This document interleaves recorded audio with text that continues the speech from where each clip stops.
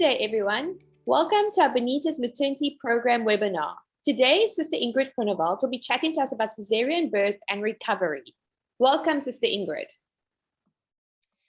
Thank you very much for having me today. I also want you to see me this morning. Some of the talks, one can just talk, but I've got some, let me just quickly show you like a little demonstration. And that would be very difficult to try to explain to you guys as to what I'm talking about if I talk about caesarean. So first of all, caesarean birth, I like to talk about it about a caesarean birth and not about a caesarean section. It's still, this baby, your baby is going to be born, and it's still really a great, fantastic day to meet your baby. And it is always important to be empowered with knowledge, to be empowered to know what's going on, and to also be able to ask questions and what you can or can't do and how, your recovery is afterwards.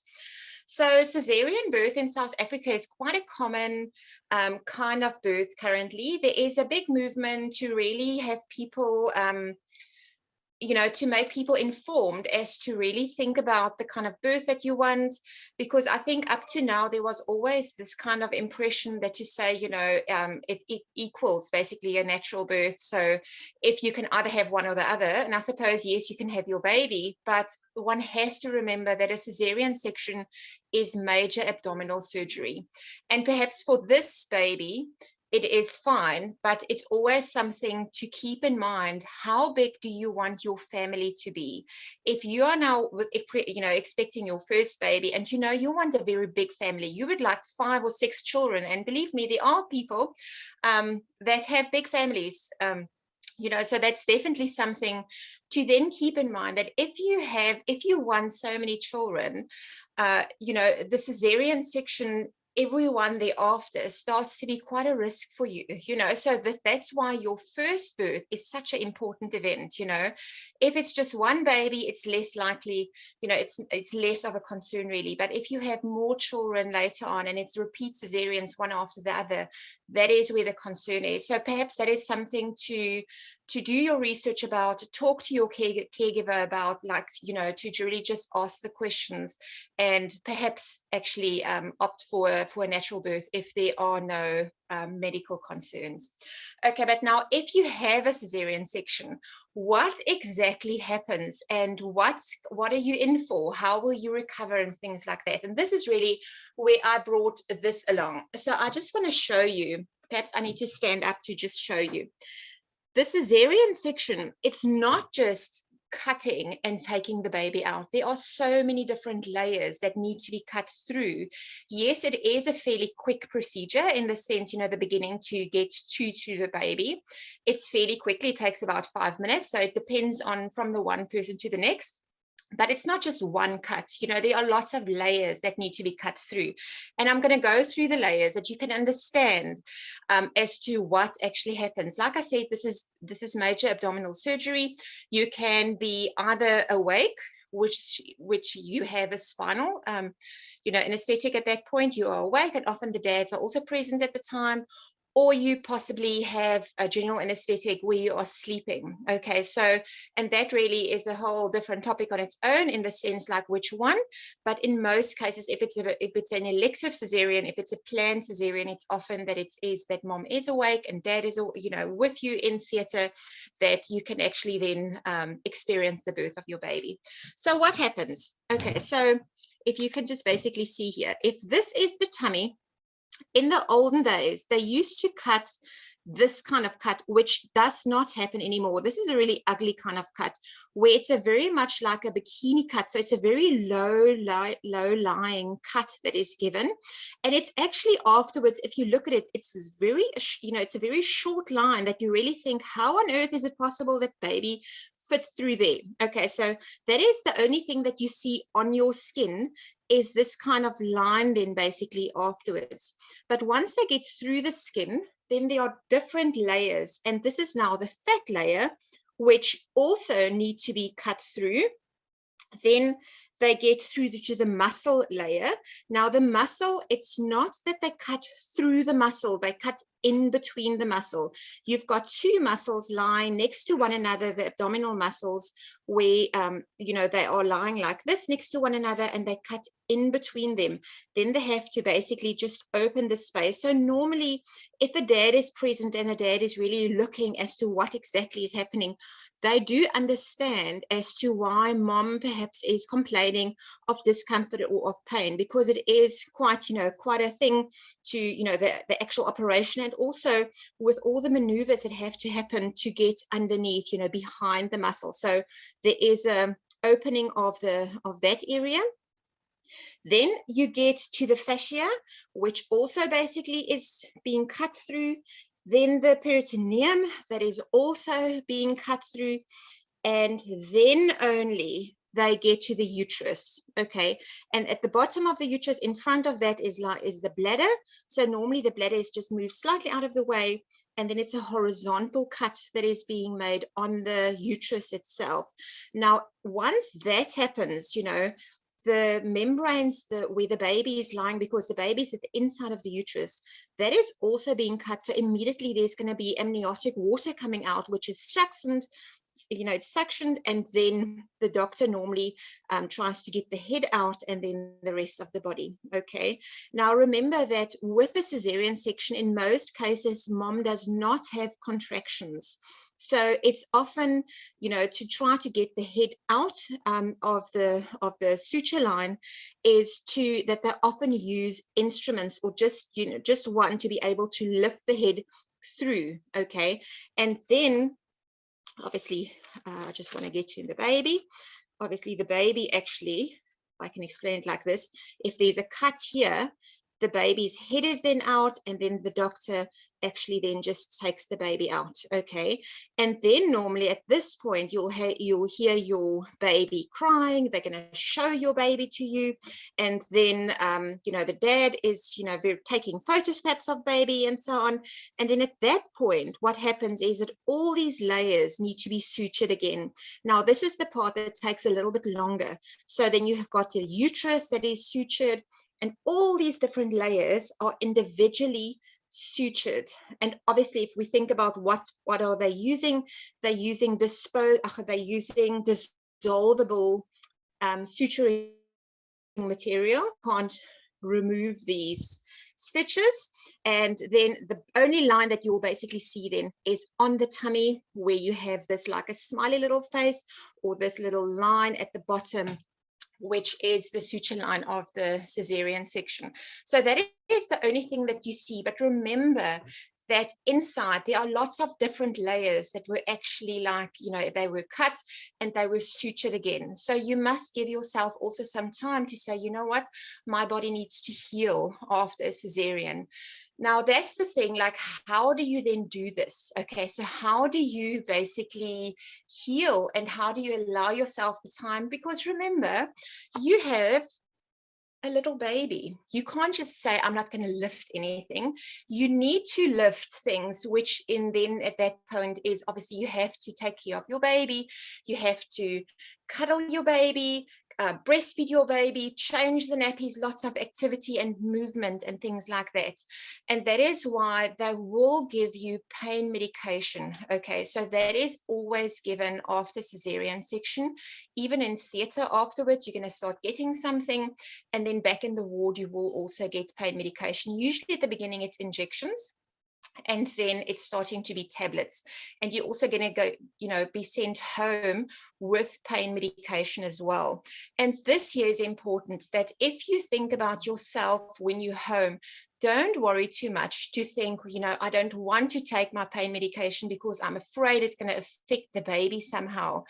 Remember that with breastfeeding, if you're breastfeeding your baby, the medication that you take, very little actually goes through to baby, and they will never give you medication that's going to be harmful to baby.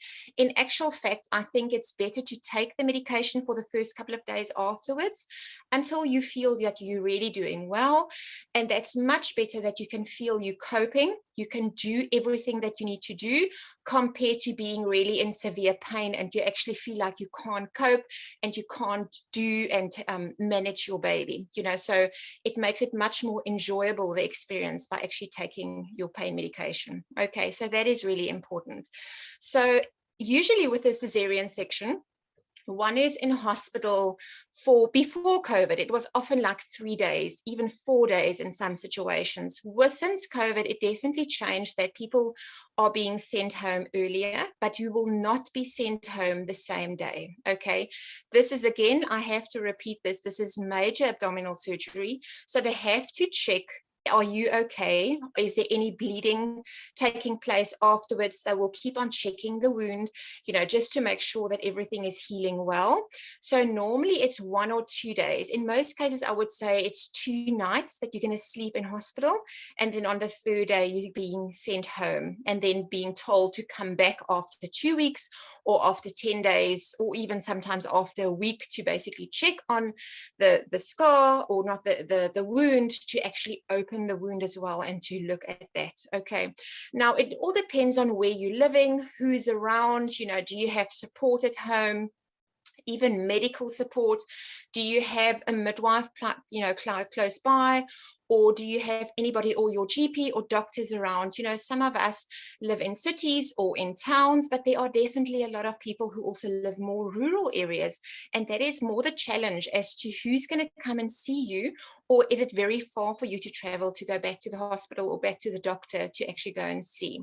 Okay, so normally, if we think about what you're going to have directly after, you know, the cesarean, you will, for the first day after birth, you will have an IV infusion. So these are the drips that are going to hang, and you're going to have IVs, which is, you know, that's intravenous medication that's given to you. It's actually more water that's given to you, hydration, and then mixed in there's also sometimes, or very often, antibiotics. Okay, so usually it's in the IV. You're not even aware that you have antibiotics. But remember, with abdominal surgery or any kind of surgery, we always worry about any infection forming. So it's just to make sure that no infection is going to be there. Okay, so you're going to have your antibiotics like that.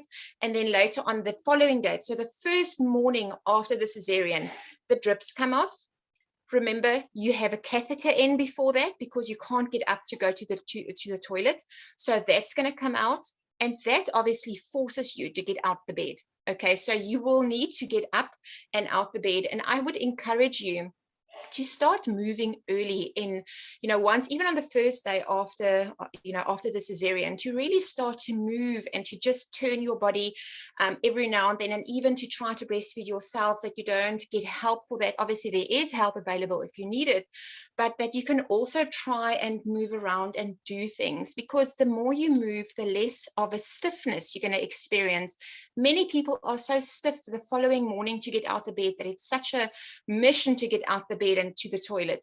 So it is important, once you are out the bed, to go to the loo quite frequently. Every time you get out the bed, it's going to become easier. Okay, and like I said, you can take pain medication. It's going to be beneficial to you to actually feel like you're coping. Okay, and then usually, you know, you will have the dressing on at that point still. They're going to come to keep checking. You know, the maternity ward is going to keep checking to see, are you doing okay? Is there any kind of bleeding? You will, something that a lot of people do wonder about, especially if this is your first baby, what about vaginal bleeding? Am I going to have that or not? And it's important to remember that whether you have a natural birth or whether you have a cesarean section, that's the same that has to happen. The uterus has to become smaller. You know, it's going to contract. There are open veins, open little vessels that need to be blocked. You know, all of that happens regardless of what kind of birth you had. So you will have vaginal bleeding after birth. Okay, so the same goes here for the treatment, or actually for the taking care of yourself. You need sanitary, you know, maternity pads for afterwards. And remember that you will also have some after pains, where if you feed your baby, you actually feel like a contraction that's really painful, abdominal feel like a uterus, the uterine contraction, but that's a good thing because it actually helps to control the bleeding. It actually stops the bleeding. So you want that, okay? So again, if it's so painful and you feel like this, you can't manage this, just take a tablet, okay? That will definitely help to be able to manage that, okay? Even Panados in this case actually work quite well. Okay, so that is usually in the hospital. And then once you go home, you will probably still have the dressing on. And in most cases, the doctors will tell you after 7 days. So it's usually anything between 7 and 10 days that you're going to be told to go back to either your GP or your midwife, or that that people are told to go back to them for the dressing to be removed. And then basically, if there are stitches that need to be removed, that's removed as well at the time. I must say currently, however, it's almost like most of the gynecologists, they use dissolvable stitches. Okay, so it's something that the stitches are not removed, it's actually dissolving inside. Okay, so that is something possibly to even ask your doctor as to how, what is used afterwards. Is it something that you have to get the stitches out, or is it something that is going to be dissolved? Okay, then how is the care then of the of this wound or of this line? Because once the dressing is off, you will actually notice that it's really a line that's actually healed really nicely. It's already grown together. Something that helps that all this growing back together, not just the skin, but even at the inside, is called arnica D6 tablets. I'm quite a big fan for the homeopathic remedies, and that one specifically, the arnica D6, helps a lot for any kind of healing that takes place in the body, whether it's any kind of operation or stitches that need, tissue that needs to grow back together, or any kind of blue marks from bumping and so on. It really is a fantastic thing to take. But specifically for moms after cesarean section, once you are out the theater, you can start taking this arnica, and basically it's a little tablet that dissolves under the tongue, and it just speeds up your body's ability to heal. So all these layers heal faster. Remember that the healing of after a cesarean section takes about 9 weeks. Okay, so that really is like the complete healing. Usually after 9 weeks, everything is completely back and you're normal. Everything, there is no concern or anything. But this is how we are all different. So you might have somebody who's way sooner, like that everything is grown back together and everything feels normal again. And then you have somebody who's still struggling at that time. But to help yourself, if you take the arnica, it actually increases your body's ability to heal faster. Okay, so that I would definitely recommend you actually get for if you are planning a cesarean or if you have a cesarean birth. Okay. Then what then do you do with this line? Once this plaster is off, do you have to do something? And a lot of people don't do anything. It's closed, it's not open. There's no open wound or anything like that. You can bath, you can shower, you can do anything. But it's something that we also know that has research shown us is that you can use micropore. And micropore is really, it almost looks like sellotape. I just want to show you here. It almost looks like sellotape, and it's sticky on the one side. And it's really, it has little holes, so it can breathe. The skin can breathe through this. And you get it in different sizes. So this is a very thin one. So this is about 1 centimeter. I would actually get a bigger one. So it's about 2 centimeters, 2 to 3 centimeters.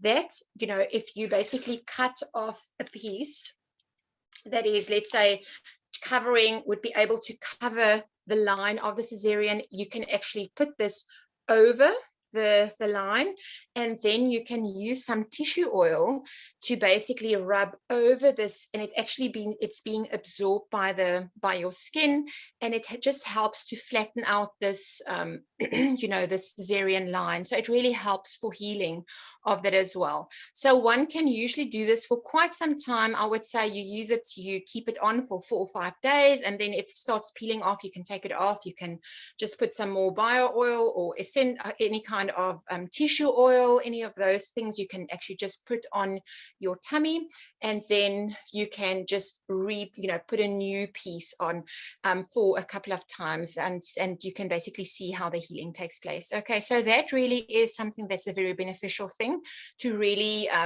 to just heal properly. I can assure you that later on, you won't really even see this line, okay? And it's so low that even if you wear a bikini, people will not know that you had a cesarean. It's not something that's very visible. If you have a couple of births, a couple of cesareans in a couple of years, it's not like the one line is on top of the other. They always remove that one suture line and then you have a new one. Okay, so there's always just going to be one. So no ladder is going to be formed. Okay, so that normally is how, how that is done and what you can do to try to help yourself, with the healing of the cesarean section. Remember to listen to your body. We always have to listen to your body, even regardless of the kind of birth, but even more so with a cesarean, is to just feel what is your body telling you. In the past, it was always believed for 6 weeks, you're not allowed to drive around, you have to stay home, things like this. And really, at the end of the day, it is your body's ability to heal, and it's your body, what is your body telling you. So if you really actually feel okay, there's no, it's a week or two in, and you can walk around, there's nothing uncomfortable, you can definitely very likely get into the car and somebody can drive you around. Later on, you can even try little short distances and drive around. It's just that any kind of sudden move, like a braking or so, if it's still uncomfortable, it might really be uncomfortable and be sore for you. So that really is why they often say 6 weeks. However, you must listen to your body. Also, when you get out the house, you put your baby in the pram and you go for a walk. Some people after a couple of days will be able to do this, and other people takes weeks to get out the house like that. So you listen to your own body. What is your body telling you?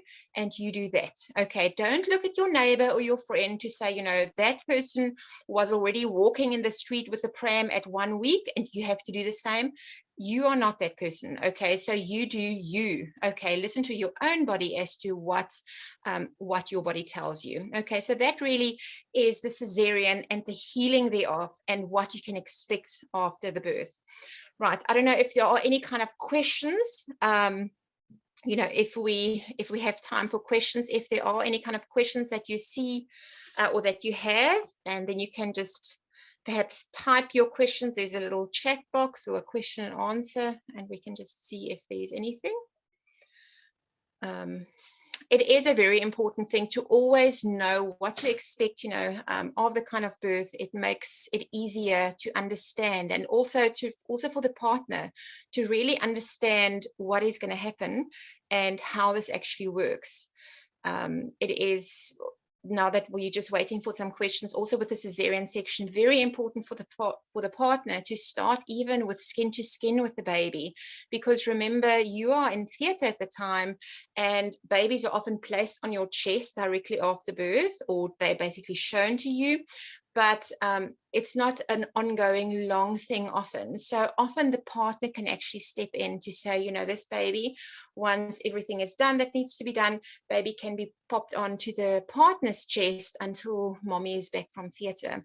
Some hospitals allow the dads and the babies to remain with them throughout the whole procedure, and then you go as a family back to the ward. And some hospitals is it where the baby and the dad then leave the mom in theater, and then everything is completed with the mother, and then the dad and the baby then basically stay in the maternity ward or in the room until the mom comes back, and that's when breastfeeding starts and all of that. And even there, remember that you can ask for help if you struggle. It is usually the first day afterwards a bit of a thing, because you're lying on your back, how to actually get this baby attached and to have a good comfortable feed. But the partner can also help you, and then also the maternity staff can also help you to just get that right. And then usually from the second day, so from after the first night, that following day, once the catheter is out and the IV is out, then suddenly, it's a lot easier, because you can sit straight and you can use your arms and basically try to latch your baby and so on.